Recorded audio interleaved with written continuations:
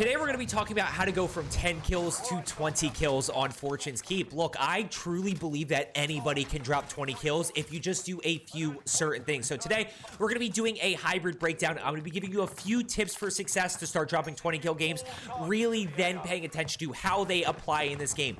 Now, I had a lot of games to choose from, and I specifically chose this game right here. 20 kills and 4 deaths. Why did I choose this game? Because I want you to understand that you can die and still drop 20 kills. Now, the first thing that we need to talk about is your early game, your drop spot.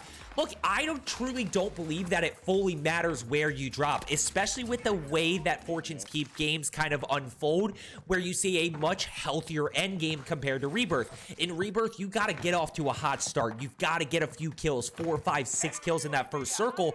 But here on Fortune's Keep, it's not as necessary. And I've had very high kill games where I don't get off to a good start. So the biggest thing that I would give you is you need to get loadout one way or the other. Fighting with loadout guns is a massive advantage. Yes, our floor loot's pretty good right now, but it's nowhere nearly as good as your loadout. So you need to focus on getting loadout, whether that means a hot drop early and you win it and you get off to a good start, or maybe you aren't fully confident at one of the hot drops, which are Winery, Town, and Keep. Maybe you land Camp, maybe you land Lighthouse, you land somewhere else, you're able to get your loadout down, and then you can start your game. And we're going to die right here, and you're going to see, yes, 2 of our deaths come early, and then we've got 2 deaths a little bit later on, but what we're going to be paying attention to is how do we actually recover those. Notice right here, teammate really in a bad spot does get loadout down. If you buy loadout, you don't even think about where you're actually throwing that thing. Just let it loose. It doesn't matter where it goes. Obviously, you want it to be in a better spot, but if the option is die with loadout on your body and chuck it in the middle of the walkway right here, chuck it in the middle of the walkway. Then we're going to go ahead and make a really risky play. I'm going to be totally honest with you guys here. I was in the blender. I was having a rough night, and look, I'm just like you. It happens. We get super frustrated. Really not a good play to drop here because I knew there were multiple teams around, and that's just Winery. So we're going to push in. Next thing you know, I get shot by this guy to my right. Really, really frustrating. Like I told you, we basically killed a bunch of people, and I've got 3 kills. We've got 8 other teams. You know, first circle still closing right here. As I'm going to challenge around the corner, I'm going to go ahead and get shot. We challenge this guy up top. Can't really play it too aggressive just yet. This is the Blixen, by the way. I think I was using the Automaton too, which is an interesting one. We get the down right there. As we're pushing in, we get that guy, get the thirst. We get shot from the back, and I was just frustrated. I mean, TCAP's able to clean that up. Now, let's go ahead and jump back in. We got loadout. We're finally able to settle in a little bit, finally win this early game. Now we can start our rotations. And when we talk about rotations, you've got to be in the action a little bit, especially since a lot of you are not splitting from your teammates, which is okay. It's possible to still drop 20 kills when you're not splitting.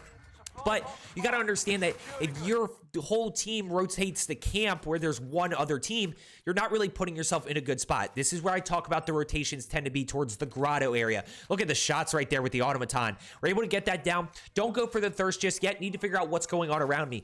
This is where we kind of lead into that last point and last kind of main point, which is momentum.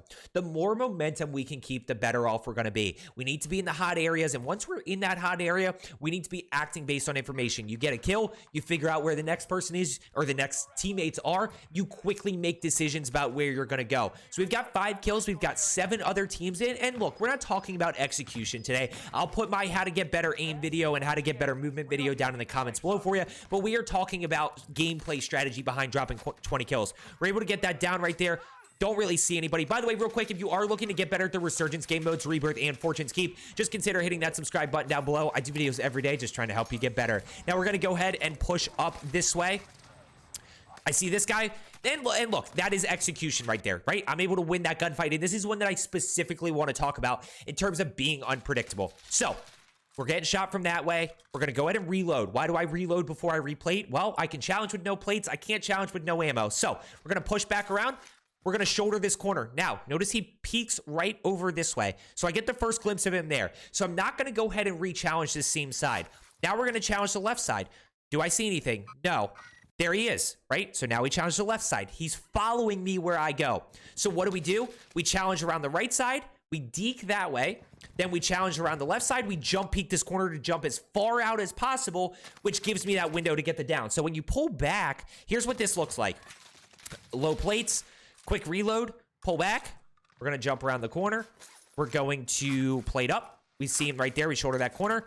We see him right there. We challenge up this way. Now we jump. Look how far out I get, by the way. I get around that corner with that jump peak. That's when I talk about jumping as far out as possible. Now, when we talk about dropping 20 bombs, if you farm teams intentionally, you're going to put yourself in a better spot to get a 20 bomb. Farming meaning leaving the last player alive to take advantage of the resurgence dynamic so that teammates can fly back in or enemies can fly back in, allowing us to get more kills. Quick pull back right here.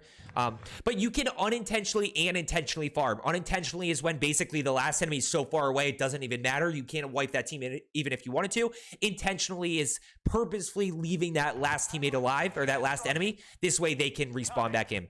Now, as we push up, we're going to catch this guy over here, right? So we know there's one pushing in. And notice that we're still in the action. You know, this is really where all that action happens. David, I appreciate that sub. And Will, thank you so much for that sub. Right, so I'm going to go ahead and challenge inside, see what I can find. I catch him right here, and notice he already has this angle on me. So I'm, like, not in a good spot. So we're going to go ahead and reposition all the way around. And I want to talk about this play here in a second. So I get the down. I'm getting shot in the back. This is a risky play right here that I'm going to make. But I always tell you don't sell for the thirst, right? Because you don't want to put yourself in a worse spot because you just want to get that one kill. I give this one chance. I go ahead, I push up, and I do a little spin move, which I'm still playing fast, but I do a little spin move to hit the throwing knife. And the reason that I do that is because it gives me the information about how many other people are here. So what we end up seeing is that there's only one other person here. The person that was shooting at me is the only other person that I have to worry about. So now we're going to go ahead, and this is where mobility of SMGs comes in, right? Because the faster your mobility, the harder it is for you to catch. Now, look at this move right here, by the way. So if he were to follow me up these stairs, I now push across. This is where we can take advantage of that double spiral staircase and play the opposite side. So now all of a sudden I push back down and we anticipate around the corner. Notice the centering crosshairs are out. Notice which way he's looking. He's looking the way that I went up the first time, but I'm able to sneak back down the other way. We almost choked the shots, but we're able to get those, and the last guy is over across. So we've got 10 kills. You know, this is where, as I mentioned, fortunes keep lobbies stay a little bit healthier than Rebirth, and they're going to stay healthier a little bit longer. 6 other teams. We get the shots right there. And why do I say you need to intentionally farm teams if you're looking to drop 20, or why it helps so much? And we'll talk about who to farm in a second. But right there, that's I can't control that I wipe that guy. There's no way for me to know that is the last guy alive. So when we intentionally farm teams throughout the game, then that team wipe matters a little bit less. Do you have to farm? Like I said, it makes it a little bit easier. Who should you farm? You need to farm teams that you are better than, that you feel like you can kill over and over and over again. If it's a sweaty team, get them out. Get them out for 2 reasons. 1, you don't want to die to them. 2, you don't want them stealing your kills, because we've all, myself, had a situation where a sweaty team is just wiping the whole lobby and then they end up dying, or the lobby just gets torched. We get that down right there. Don't oversell for the thirst, right? So once again, I'm going to pull back here because I'm caught out in the open. Look how out in the open I am right now. I'm really not in a good spot. So we're going to go ahead and push up.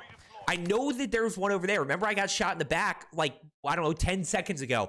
So I need to keep that in mind. We challenge this guy. We get the thirst.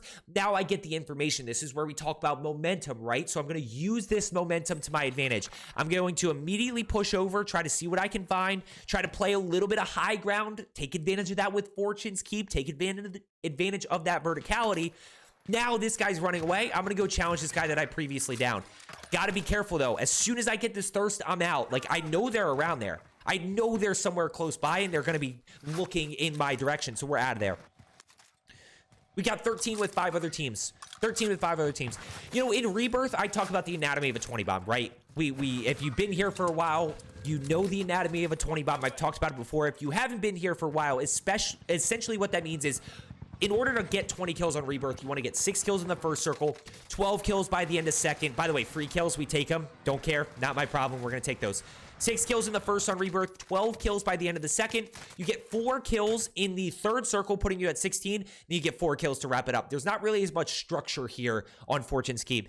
Get caught out in the open right here. Not much I can do as much as I try to make a play. You know, that kind of kills the momentum. But how do we gain momentum back? How do we pick that momentum back up after we've died? The number one tip that I can give you is make sure that you have multiple loadouts down. I can fly right back in on loadout. I've got my loadout guns, which is a huge advantage, as I mentioned earlier. I've got my perks. Do I have a plate? No. I'm looking for 1 kill. All I need is 1 kill. I don't even need 1 kill, actually. I need 1 plate.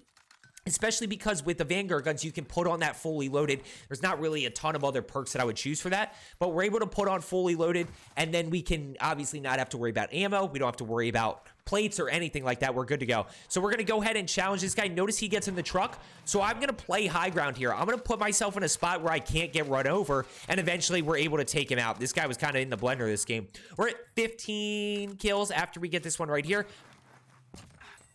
The throwing knife. I can't even hit a throwing knife when the guy's not there. He gave up before.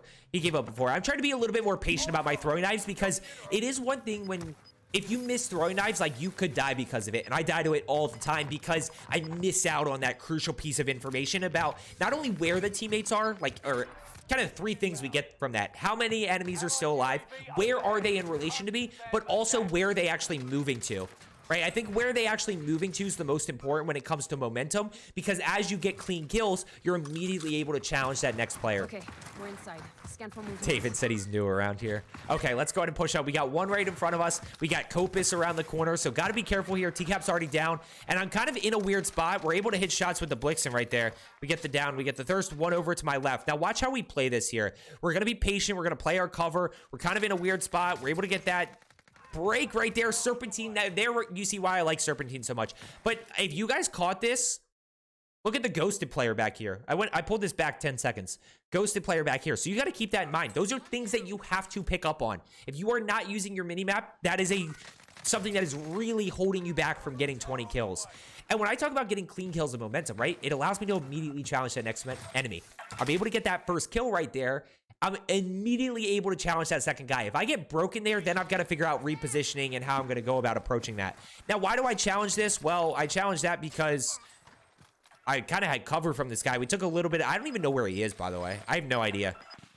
We took a little bit of damage, but I knew I was able to get that kill because I heard the self-revive. So he was going to be low plates. Let's go ahead and push back this way. We've obviously got to find the kind of the last 2 teams. We got to clean up this 20 bomb. And this is where it's just, you don't have to do anything different. Notice it's just a little bit of execution. I don't want you to feel like you have to go crazy. We get 1 right there. You know, oh, watch this. This was so close to a clip. Last one around the corner. I just barely missed it. But there's the 20. As I'm flying back in here, we're going to go ahead and clutch this up. I hope you found today's video helpful. Get your load out, play with momentum, understand rotations, and get into the hot areas. As I always say, let's get better today, and I will see you tomorrow.